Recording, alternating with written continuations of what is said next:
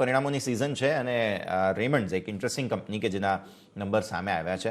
નફો 22 કરોડથી વધીને 100 કરોડ થયો છે. આવક 45% વધી છે. માર્જિન્સ સુધર્યા છે અને એબિટા પણ સુધરતા જોવા મળ્યા છે. સ્ટોકની જ્યાં સુધી વાત કરીએ તો આજના દિવસે એક જરૂરથી રિએક્શન બતાવતો જોવા મળી રહ્યો છે રેમન્ડ, એટલે આ પરિસ્થિતિ એક ઘટાડો આવ્યો છે તમને. પણ બહુ મહત્વપૂર્ણ મુદ્દાઓ છે કે જેના પર વધુ આપણે વાતચીત કરીશું. રેમન્ડના ग्रुप CFO अमित अग्रवाल अपनी साथ जुड़े रहा है. अमित जी, सबसे पहले तो बहुत बहुत स्वागत है आपका और गुड मॉर्निंग कहना चाहेंगे. नंबर्स हमने देखे हैं, बहुत इंटरेस्टिंग है. अब थोड़ा सा क्वार्टर परफॉर्मेंस के बारे में बताइए थोड़ा सा. जो कोई भी पिछले साल के डिसरप्शंस थे उसके सामने इतने अच्छे नंबर्स हम देख रहे हैं, तो इसके बारे में थोड़ा सा समझाइए सर. यहाँ से शुरुआत करते हैं.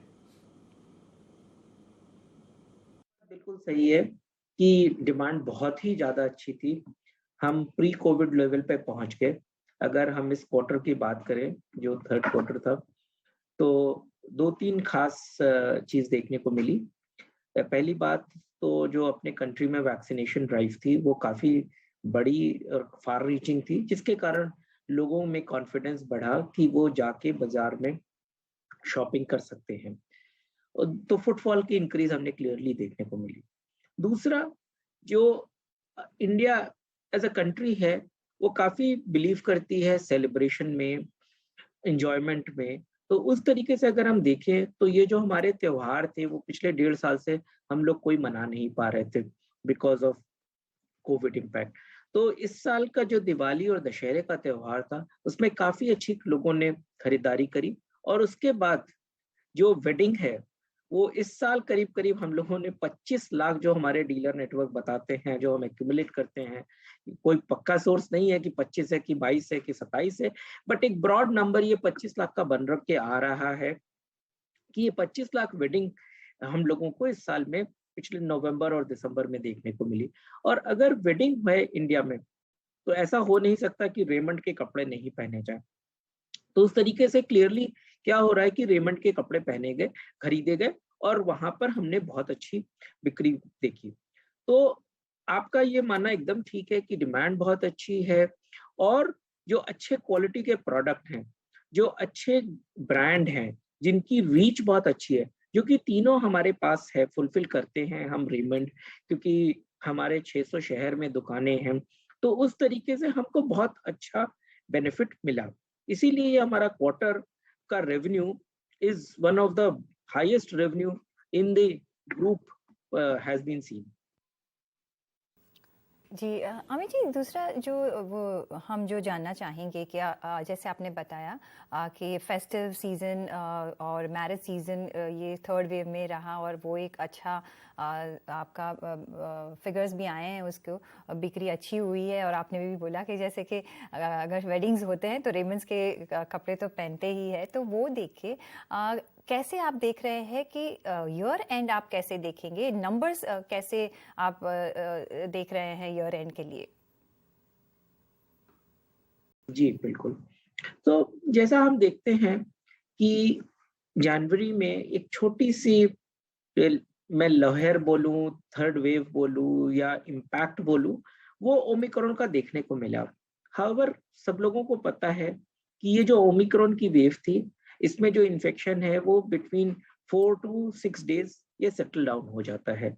और क्योंकि वैक्सीनेशन लग चुकी थी, जो पूरा कंट्री में जैसे लॉकडाउन होते थे वो लॉकडाउन नहीं हुए अब की बार. फार एंड फ्यू कुछ जगह रेस्ट्रिक्शंस आए, बट जो मेनली शॉपिंग आवर्स है उसमें ऐसा कोई मेजर रेस्ट्रिक्शन देखने को नहीं मिला. तो हमने कोई सेल्स का बहुत बड़ा डिप नहीं देखा इन the month of January. And again हमारा जो एक्सपेक्टेशन है, जो हमारा नेटवर्क है, सेल्स की टीम बता रही है, हमारी जो मार्केटिंग की टीम बता रही है, वो क्लियरली ये बता रहे हैं कि जो डिमांड है वो शादी के कारण अगेन फरवरी मार्च में बहुत स्ट्रॉन्ग देखने को मिल रही है. और उस डिमांड का सबसे बड़ा रीजन क्या है कि अगेन जो लोग दिसंबर में, नवंबर दिसंबर में शादी नहीं कर पाए, उनको हॉल की बुकिंग नहीं मिली, उन्होंने काफी शादियां शिफ्ट कर दी है in the month of February and March. तो वो एक बहुत स्ट्रॉन्ग हमारे पास वाइब्स है कि उसमें हमको पार्टिसिपेट करने को मिलेगा. सेकेंड थिंग, अभी क्या एक्सपेक्टेशन और है कि बजट से हम एक्सपेक्ट करते हैं कि कंज्यूमरिज्म बढ़ेगा. तो कंज्यूमरिज्म बढ़ता है तो लोगों के हाथ में पैसा रहता है, पीपल गो एंड स्पेंड.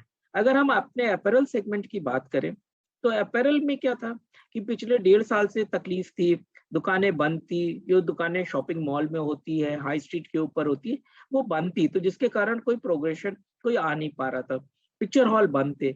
अभी अपैरल के बिजनेस में जब आदमी पिक्चर देखने जाता है, रेस्टोरेंट में खाना खाने जाता है, उसको कोई अच्छा ट्राउजर है, शर्ट है पसंद आती है, तो वो पिक कर लेता है। वो एकदम डेडिकेटेड शॉपिंग के लिए नहीं जाता पर से, वो एक additional source of incremental revenue होता है हमारे लिए। तो उस फॉर्म में हम जो देख रहे हैं आगे मोर एंड मोर कंज्यूमरिज्म आगे अच्छी दिखाई पड़ रही है, और हमारा फोकस क्लियरली रहेगा कि नए कलेक्शन लॉन्च करें। अभी हमने नया अपना समर का कलेक्शन लॉन्च किया है, which is taken by the dealer in a very very strong manner. तो હવે अब यहाँ से आगे हमने मार्जिन एक्सपेंशन को कैसे देखना चाहिए, क्योंकि अभी तो ऑलरेडी एक्सेप्शनल मार्जिन हमने देखे 12 to 16% सीधा आना, और उसके बाद हमें इसे मेंटेन करना, ये एक बहुत बड़ा मुद्दा रहेगा। और जो प्राइस इन्फ्लेशन भी हम देख रहे हैं, आपने पास ऑन किया है, इसके बारे में थोड़ी सी जानकारी दीजिए। बिल्कुल, देखिए, दो चीजें बहुत इंपॉर्टेंट होती है एक बिजनेस में। एक होता है रेवेन्यू और दूसरा होता है एक्सपेंस। तो जहां तक रेवेन्यू का सवाल है, इस साल हमारा दो बहुत बड़ी थीम थी कि डिमांड अच्छी है। तो पहले क्या होता था कि काफी अपैरल वगैरह बिजनेस में डिस्काउंट बहुत चलता था। एंड ऑफ सीजन सेल में लोग 50%, 55% तक डिस्काउंट देते थे। अभी इस साल हमने देखा कि ये जो डिस्काउंटिंग स्कीम है ये काफी कम हो गई है, क्योंकि प्रोडक्ट अपने आप अच्छे से बिक रहा है and people are willing to pay. Second thing, जहां तक कॉस्ट इन्फ्लेशन का सवाल है, जो भी इन्फ्लेशन है we are able to pass on, broadly we are able to pass on, we are not seeing any significant challenge in passing on the price inflation. Second, अगर हम कॉस्ट की तरफ बात करते हैं, तो हमारा जो लेजर शार्प फोकस है कॉस्ट रिडक्शन के ऊपर और कॉस्ट कंट्रोल के ऊपर, ऑप्टिमाइजेशन के ऊपर, वो बहुत बड़ा है। अगर हम प्री कोविड लेवल की बात करते हैं, तो वहां से हमारा थर्ड क्वार्टर में 110 करोड़ का कॉस्ट सेविंग है, और पिछले 9 महीने में अप्रैल दिसंबर 20 में हमने करीब करीब 500 करोड़ की कॉस्ट सेविंग करी है कंपेयर टू फिस्कल 20 FY20। तो उस तरीके से जो ये कॉस्ट का फोकस है, which helps us to improve the margin to the level of 16%। एक और पॉइंट बहुत इंपॉर्टेंट है कि हम अपना जो प्रोडक्ट मिक्स है, जैसे सर्टेन प्रोडक्ट मिक्स है, अगर उसमें हमारा प्रॉफिटेबिलिटी कम है, तो हम कोशिश करते हैं कि वो प्रोडक्ट मिक्स को कम करें, और जो दूसरे प्रोडक्ट हैं जिसमें प्रॉफिटेबिलिटी अच्छी है उसमें उसको बढ़ावा दें। हमारा जो रियलिटी का बिजनेस है, क्योंकि रियलिटी में हमको बहुत अच्छी देखने को बढ़त मिली है, हमारा सेल्स बहुत अच्छा है, हमने प्राइस इंक्रीजेस करी है, और प्राइस इंक्रीजेस करी है क्योंकि आज स्टील का दाम बढ़ गया, सीमेंट का दाम बढ़ गया, तो हमने अपने मार्जिन को प्रोटेक्ट किया है। दूसरी तरफ अगर हम अपने इंजीनियरिंग बिजनेस की बात करें, तो इंजीनियरिंग बिजनेस में जो हमारा एक्सपोर्ट्स है, उसमें काफी जो मेटल प्राइस की इंक्रीज थी वो पास ऑन किया है, डोमेस्टिक मार्केट में पास ऑन किया है। तो हमारा ग्रुप का थीम यही है कि जो भी इन्फ्लेशनरी का प्रेशर है उसको कॉस्ट को पास ऑन करें इन अ स्ट्रक्चर्ड मैनर, एंड जो हमारा ओपेक्स कॉस्ट है उसको हम किस तरीके से अपने नियंत्रण में रखें। दूसरी तरफ आपने जैसे देखा कि आपने पूछा था डेट के बारे में, तो अगर हम डीलेवरेजिंग की बात करें तो कंसिस्टेंटली कंपनी ने डीलेवरेज किया है, जिसके कारण कि हमारा जो इंटरेस्ट कॉस्ट का रिडक्शन है वो भी काफी अच्छा देखने को मिल रहा है क्वार्टर ओवर क्वार्टर। जी अमित जी, आपने कहा कि डेट आपने काफ़ी कुछ रिड्यूस किया है। 310 करोड़ था वर्सेस सितंबर 21 में हम देखें तो काफ़ी कुछ आपने कम किया है, लेकिन अभी ईयर एंड की ट्रेजेक्ट्री आप क्या देख रहे हैं, कितना नंबर हम देख सकते हैं ईयर एंड के लिए? हाँ, तो देखिए, जैसा कि मैंने बताया कि थर्ड क्वार्टर में जो भी हमने एबिटा जनरेट किया है वो पूरा का पूरा हमने डेट रिडक्शन पे यूज किया है। उसके दो कारण बड़े हैं। एक तो वर्किंग कैपिटल के ऊपर फोकस। जो वर्किंग कैपिटल है, हमारे यहाँ कस्टमर्स के साथ हमारा बहुत क्लियर अंडरस्टैंडिंग है कि we will give you the best product at the right price so that you can make also money, but make sure that you give improve our collections.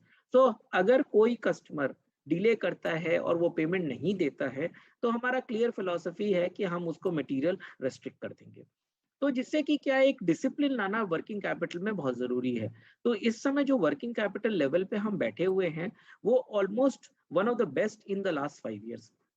तो जिसके कारण कि हमारा वर्किंग कैपिटल में पैसा लगता नहीं है और वो हमको हेल्प करता है डेट रिडक्शन में। दूसरी तरफ आज जो कैपेक्स साइकिल की बात होती है, हमारा मेनली सारा कैपेक्स जो है वो काफी इन्वेस्टेड है, कैपेसिटीज है। और जो हम कैपेसिटी बिल्ड करेंगे, लेट से थोड़ी कैपेसिटी हम इंजीनियरिंग बिजनेस में बिल्ड करेंगे जो डबल करने के लिए, बट वो इतना बड़ा पैसा नहीं है जो कि कैश अक्रूवल से हम इन्वेस्ट नहीं यूज नहीं करके हम कैपेसिटी बिल्ड नहीं कर पाए। तो दो चीज है कि हमने क्लियरली बताया है, आउटलाइन किया है कि नेक्स्ट 3 years में we will be a debt free company. But जहां तक आपको पता होगा कि हमने अपने इंजीनियरिंग बिजनेस का डीआरएचपी फाइल कर दिया है, सेबी से अप्रूवल वेट कर रहे हैं। तो हमारा प्लान है करीब करीब 800 करोड़ रुपए का उसमें ओएफएस करने का ऑफर फॉर सेल, जो कि प्राइमरली पैसा रेमंड लिमिटेड में आके और रेमंड का डेट रिड्यूस करेगा। तो आज जब हम 850 करोड़ पे 1250 करोड़ पे बैठे हुए हैं डेट पे, और 800 करोड़ रुपया हम आईपीओ से रेस करके प्लस हमारा कैश फ्लो जनरेशन करके, we are seeing that we will achieve our possibility of becoming a net debt free company sooner than 3 years.